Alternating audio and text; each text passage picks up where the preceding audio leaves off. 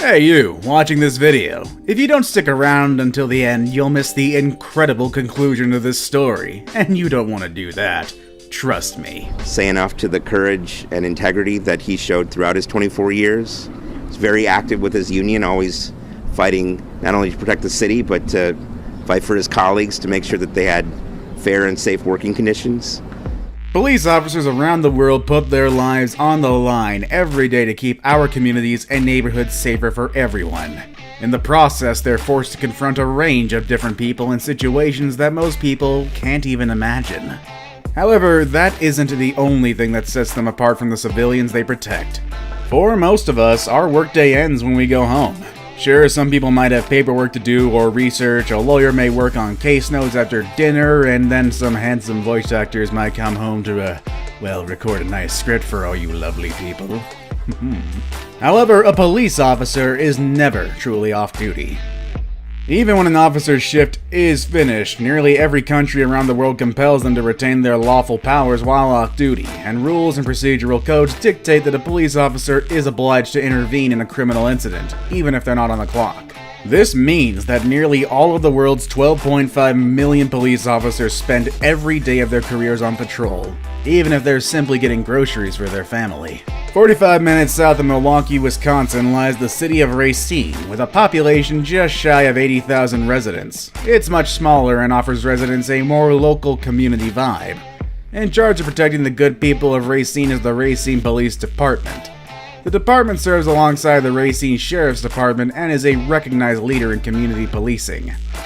This is an approach to law enforcement that stresses smart, preventative policing that involves building strong roots in the community.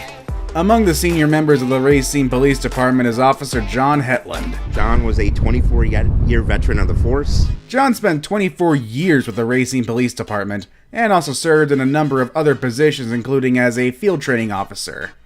He also served in the Greater Racine FBI Gang Task Force. In early 2019, John had started talking about retirement. Despite being a dedicated public servant, John planned to retire by 2020 in order to spend more time with his 15-year-old son and 8-year-old daughter. On June 17, 2019, John had just finished a long shift and he was going to meet a close friend for dinner at a local bar and grill known as Teasers.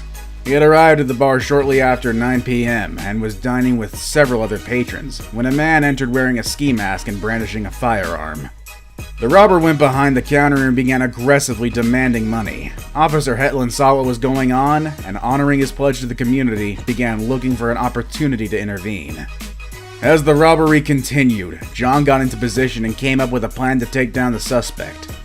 In just a second, we'll tell you what this brave officer did next. But first, make sure you leave a like, subscribe, and hit that bell icon right now. After you click the bell, comment Notification Squad below, and I'll reply to all of you saying thanks.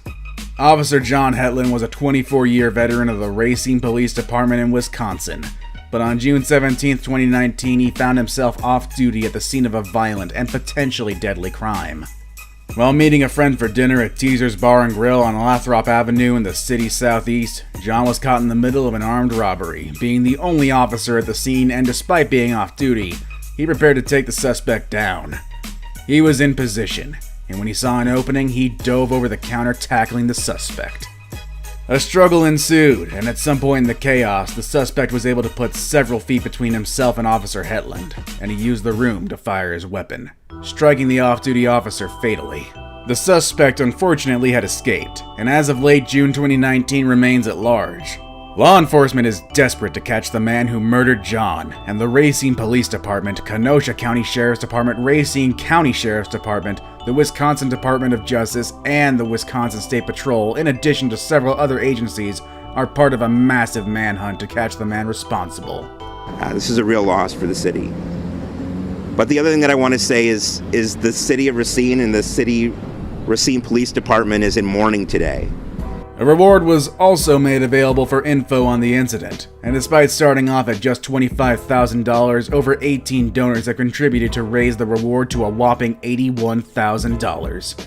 Donors range from private citizens to Kenosha Tattoo Company, the FBI, and even Teasers, the establishment where Officer Hetland had died. Racine's mayor, Corey Mason, expressed his condolences in a statement saying, "The entire city of Racine mourns with them. We grieve his loss and we offer our love and support to the officers that serve us today. They've lost a brother, a friend, a mentor.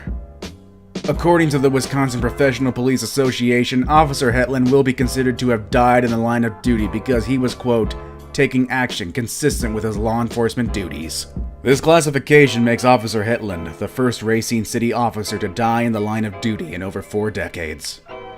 And we thank you for your service, sir. Rest in peace. With all that said and done, and that is our video for today, everybody. I hope you enjoyed it, and if you did, click on one of the 2 other videos currently being shown. Hope you have a good day, and see you next time.